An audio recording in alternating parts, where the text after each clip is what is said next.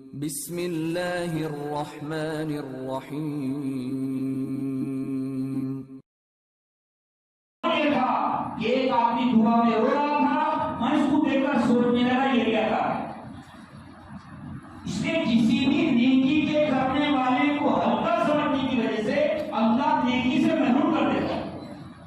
جو لوگ حج کے لیے جاتے ہیں عمرے کے لیے جاتے ہیں، اگر کوئی ان کو دیکھ کر یہ سوچے ماں اس لیے جا رہے ہیں، اللہ محروم کر دے۔ بلکہ حج پر عمرے کو جانے والے کو دیکھ کر یہ سوچے کہ دنیا اچھے لوگ ہے، اللہ نے ان کو بلایا ہے، اللہ نے ان کو بلایا،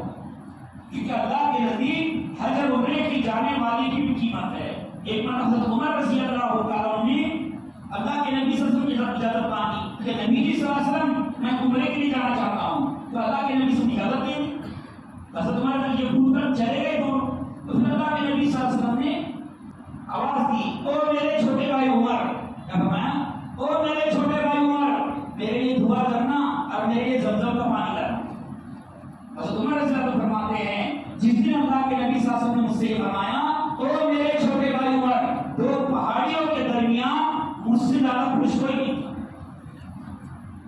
تو کسی بھی نیکی کرنے والے کو ہلکا نہیں سمجھنا، بلکہ کوئی ٹوپی پہنا ہوا دکھے اس کو دیکھ کر خوش ہونا، میرے نبی کا طریقہ اس کے پاس ہے۔ کسی کو داڑھی دیکھے اس کو دیکھ کر سوچے میرے نبی کا طریقہ اس کے پاس ہے۔ اور جو جماعتیں گشت کر رہی ہیں، یہ جماعتیں گشت کر رہی ہیں، ان کو دیکھ کر خوش ہونا، کتنے اچھے لوگ ہیں کہ دین کی محنت کر رہے ہیں۔ اگر دین کی محنت کرنے والوں کو دیکھ کر یہ سوچیں گے ان کو اتنے کام اور خوش ہونے چلے، مرکز کے قریب بھی رہیں گے نا تو محروم کر دیا جائے۔ آپ کے گھر کے پاس سے جماعتیں گزریں گی، کوئی تشکیل کرنے والا تشکیل نہیں کرے گا۔ کیوں؟ جب اللہ ناراض ہوتا ہے تو تشکیل کرنے والوں کے دلوں سے خیال ہی نکال دیتا ہے۔ یہ دعوت اس کے پاس 3 سال جائیں گے کوئی تشکیل نہیں کرے گا، 10 سال جائیں گے بیرون جانے کے لیے کوئی تشکیل نہیں کرے گا، کیونکہ یہ کام پورا الہامی ہے، عقل سے یہ کام نہیں چل رہا ہے۔ جو چیز عقل سے چلتی ہے نا اس کے سپروائزر ہوتے ہیں، اس کے چیکر ہوتے ہیں، اس کے بغیر کام نہیں چلتا ہے۔ لیکن جو چیز اللہ کی طرف سے ہوتی ہے اس کو کوئی سپروائزر کوئی چیکر نہیں کرتا ہے۔ یہ پورے دنیا میں جو کام چل رہا ہے اللہ چلا رہے ہیں، اور جو بھی وصولی کرتا ہے نا سسپینڈ کرنے کی ضرورت نہیں ہے۔ حضرت منصور رحمۃ اللہ علیہ فرمایا کرتے تھے جو بے وصولی کرے گا اللہ اس کو دعوت کے کام سے ایسا نکالیں گے جیسے مریض مچھلی کو تالاب نکال دیتا ہے۔ وہ سوچے گا میں نہیں کچھ کر رہا ہوں، وہ سوچے گا میں تعلیم میں نہیں بیٹھ رہا ہوں، اللہ نکال دیتے ہیں، کیونکہ یہ کام اللہ چلا رہے ہیں۔ آپ نے دیکھو نا کئی مرتبہ ایک ذمہ دار ہے، پورے شہر کی ذمہ دار اس کے پیچھے پڑ گئے کہ چلے جائے جماعت میں، تو وہ نہیں جا پا رہا ہے اور دوسرا آدمی چلا جائے۔ تو یہ کام جو ہے نا یہ اللہ چلا رہے ہیں، تو کسی دین کی محنت کرنے والے کو دیکھ کر ہلکا نہیں سمجھنا، یہ نہیں سوچنا کہ اب یہ تو ریٹائر ہو گئے ہیں اب ان کو کوئی کام نہیں اس لیے کر رہے نہیں، بلکہ یہ سوچے ان کا اللہ کو پسند آیا ہے، اللہ نے ان کو قبول کیا ہے، اللہ آپ کو بھی قبول کر دے گا، اللہ آپ کو بھی خالی کر دے گا۔ جماعت آئی ہے مسجد کے اندر، اگر کوئی جماعت کو دیکھ کر یہ سوچے آ گیا اب یہ اب دش کرنا پڑے گا، اب ساتھ دینا پڑے گا، کھانا کھلانا پڑے گا، ایسے لوگ محروم ہو جاتے ہیں۔ بلکہ بعض مرتبہ یہ دیکھا گیا جماعت یہ مسجد میں ہے وہ مسجد میں نماز نہیں چلے جائے گی، یہ مسجد میں جماعت ہے حالانکہ یہ محلے کی مسجد ہے ان کی، لیکن دوسری مسجد میں چلے گئے۔ اس کے حضرت مولانا امام الحسن رحمۃ اللہ علیہ فرماتے تھے ہمارے کام کا پرانا وہ ہے، ہمارے کام کا پرانا وہ ہے جو جماعت کو دیکھ کر خوش ہو جائے کہ اب تو اللہ کے مہمان آئے ہیں، اب تو گلی گلی میں اللہ کے تذکرے ہوں گے، اب تو دین کی محنت ہوگی، اب تو مسجد آباد ہوگی، اب تو لوگ اللہ کے راستے نکلیں گے۔ جو ان کو دیکھ کر خوش ہوگا اللہ ان کو دین کے تقاضوں کے لیے قبول کرے گا، اللہ دین کے تقاضوں کے لیے قبول کرے گا۔ اور جو دیکھ کر سوچے گا آ گیا ابھی اب رش کرانا پڑے گا، اب اعلان دینے ڈھونڈنا پڑے گا، اب کھانا کھلانا پڑے گا، جواب کو دیکھ کر خوش ہونا تھا کام نہیں نا، دیا ہے تو ضرور کھلاؤ، دیا ہے تو ضرور کھلاؤ ورنہ کوئی بات نہیں، دیا ہے تو ضرور نہیں تو کوئی۔ میر عبدالرشید صاحب رحمۃ اللہ علیہ تعالیٰ کی مغفرت فرمائیں، ہماری جماعت کی 96 کی بات ہوئی شاید 95 96 کی بات تھی، ہماری جماعت میں بہت بھیڑ، ہم نے جاتے کھانا بنا دی تو پیر عبدالرشید صاحب رحمۃ اللہ علیہ انہوں نے ظہر میں اعلان کیا مرکز کی مسجد میں اور یہ کہا او مغرور پیر والوں تمہارے گھر کا اناج ختم ہو گئے ہیں، کیونکہ یہ مسلمان سے ہو نہیں سکتا ہے، یہ مسجدوں میں کچن بنانے کے جماعتوں کے لیے یہ تو بدعت ہے مطلب مدینے کا کچن نہیں تھا، مدینے کا کچن تھا کہ مسجد نہیں بلکہ مہمان نوازی تھی، اپنے آپ کو بھوکا رکھ کر لوگوں کو کھلانے والے تھے، اور جب تک ہمارے لیے صفت نہیں آئے گی ہماری مسجد اور جماعت میں وہ کمزور ہے، ایک ہفتہ جماعت رہ جاتی ہے نا تو منہ پھرنے لگ جاتے بڑے بڑے ذکر کا جماعت کو دیکھ کر۔ اب بتاؤ اگر لوگ دین سیکھنے کے لیے آ جائیں گے پورا عقل اسلام میں داخل ہو گیا تو کیا وقت تو نہیں، ہمارے پاس اتنا بھی وقت نہیں ہے کہ بچپن سے مشکل سے کوئی کچھ نصیب ہوگا جو مقام پر ہے کر آنے والی جگہ کو اس نے تیار سکھایا، آنے والی جگہ کو دوسرے باتیں سکھایا، اتنا بھی وقت نہیں ہمارے پاس، ہم آنے والوں کو وقت نہیں دے پا رہے ہیں، ابھی مسجد اور جماعت مضبوط کرنا ضروری ہے تاکہ آنے والوں کو سکھائے، ورنہ مسلمانوں کا بڑا طبقہ ایسا ہے، ایک ایسا شہر جو بہت جہاں دین کا کام ہوتا ہے، وہ ساتھیوں مجھے فون آیا بولے مجھے کارخانہ بند کر کے جماعت میں جانے کی ضرورت ہے، وہ ساتھیوں نے کیا بات ہے بولے میرے پاس جو برسوں سے کام کر رہے ہیں اس میں باتیں آتی ان کو تیار آتی جو کام کر رہے ہیں کارخانے پر مطلب بولے اب سب کچھ آنا ضروری ہے، بولے ابھی مسلمانوں کی نمازیں ہوتی ہیں۔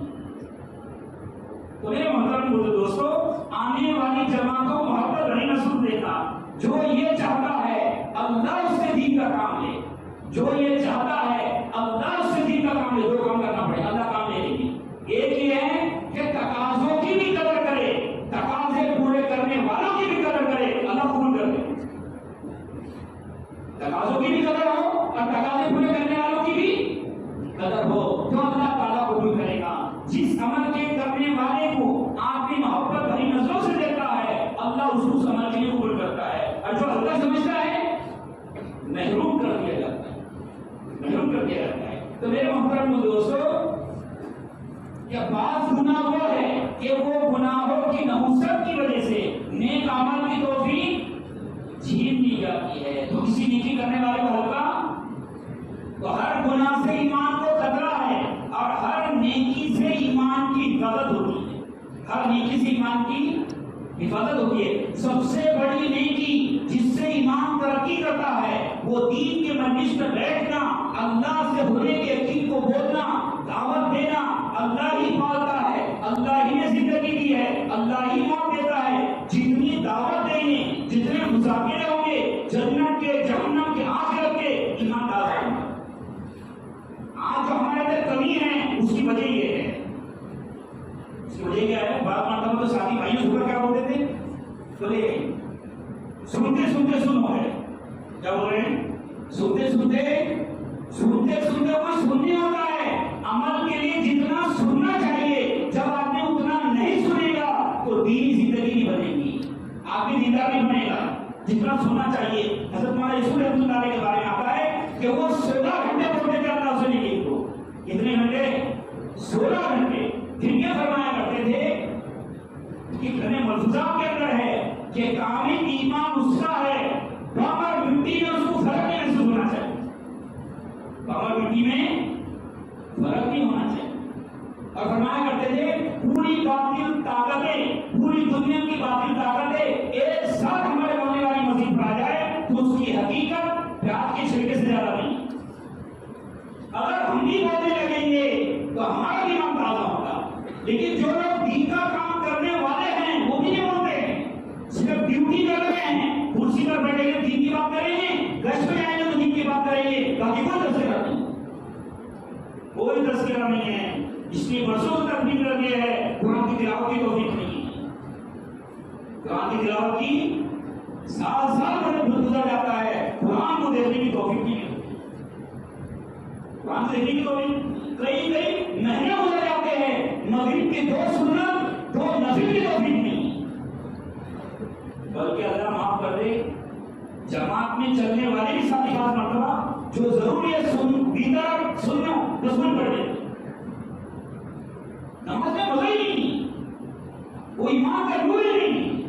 کہ اللہ کے سامنے سر جھکانے میں مزہ آئے، وہ نور ہی نہیں ہے کہ اللہ کے کلام کو دیکھے تو کیفیت بدل جائے، میرے رب کا کلام ہے، میرے مولا کی کتاب ہے، یہ سب سے بڑی کتاب ہے،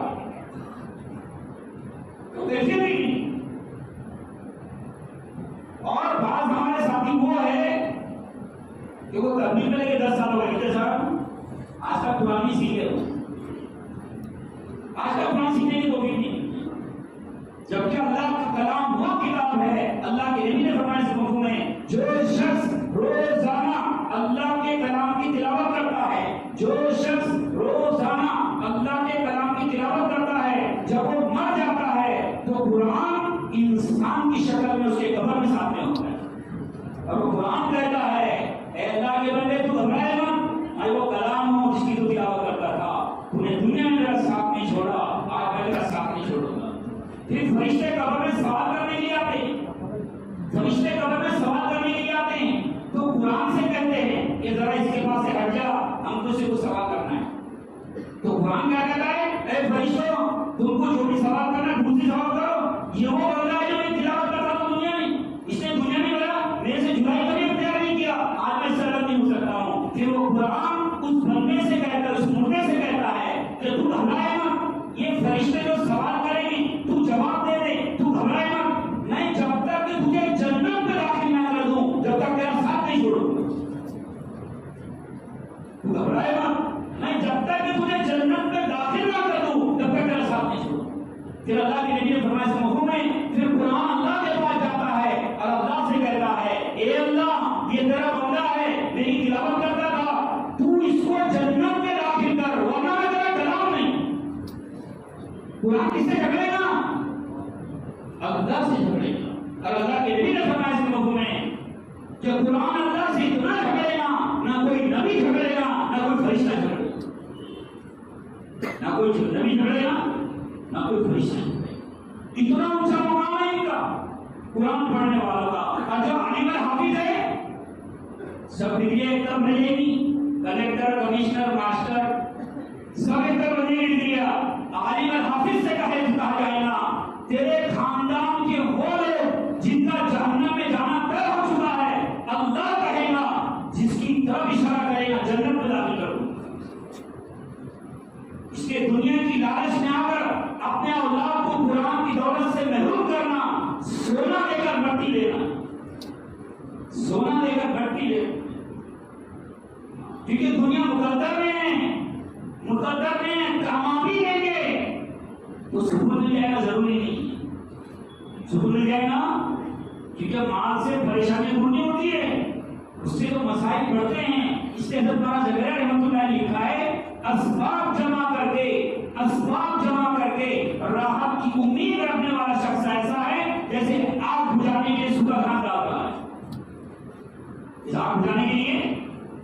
اس لیے میرے محمد دوستوں کی گزارش ہے، اللہ کا احسان ہے،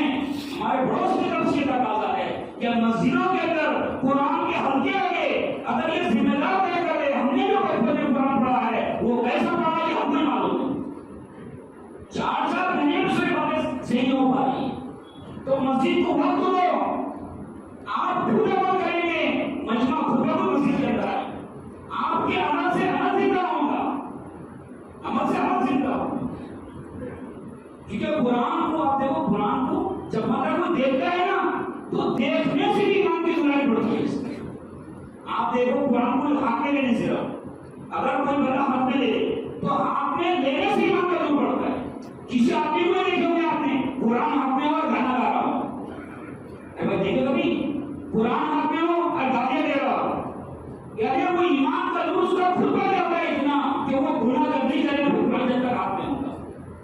جس طرح برف کو ہاتھ میں لینے سے برف کی ٹھنڈک محسوس ہوتی ہے، اسی طرح جب کوئی بندہ قرآن کو ہاتھ میں لیتا ہے تو قرآن کا نور اس کی زندگی میں داخل ہوتا ہے۔ اب قرآن کی ایک الفاظ میں نور ہے، ایک الفاظ میں نور ہے، جب بندہ اس کو دیکھتا ہے تو وہ نور اس کی زندگی میں داخل ہوتا ہے، وہ نور اس کی زندگی میں داخل ہوتا ہے۔ اس کے حضرت زید العابدین رحمۃ اللہ علیہ، حضرت علامہ بن ابو جہل رضی اللہ تعالیٰ عنہ قرآن کو دیکھتے اور قرآن کو دیکھ کر کہتے ھذا کلام ربی، یہ میرے رب کا کلام کتاب ہے، یہ میرے مولا کی کتاب ہے، یہ سب سے بڑی کتاب ہے، اور قرآن کو دیکھ کر روتے تھے، قرآن کو دیکھ کر روتے تھے۔ اگر کوئی بندہ ایسا ہو جس کو قرآن پڑھنا نہ آتا ہو،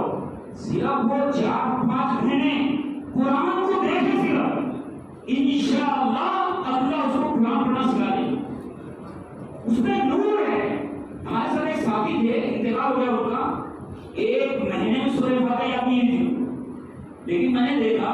جب بھی تعلیم ہوتی قرآن لے کر بیٹھ جاتے، جب بھی خالی وقت ہوتا قرآن لے کر بیٹھ جاتے جناب میں۔ تو میں نے ان سے پوچھا آپ روزانہ کتنے پارے پڑھتے؟ تو مجھے پڑھنا نہیں آتا۔ میں پھر کیا کرتے آپ؟ بولے قرآن کی ایک آیت پڑھنے پھرتا ہوں،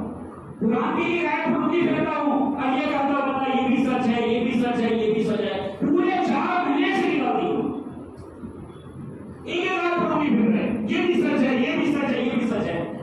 جہاں میں سے آ گئے تقریباً 2.5-3 مہینے کے بعد امراوتی میں حیدرپور میں جب خاص ملتا ہے، وہاں اس نے مجھے دیکھے اور مجھے بلائے اور مجھ سے کہنے لگے میں نے قرآن سیکھ لیا۔ میں کس سے سیکھے؟ تو بیٹی سے قرآن سیکھ لیا۔ قرآن دیکھنے کی وجہ سے اللہ قرآن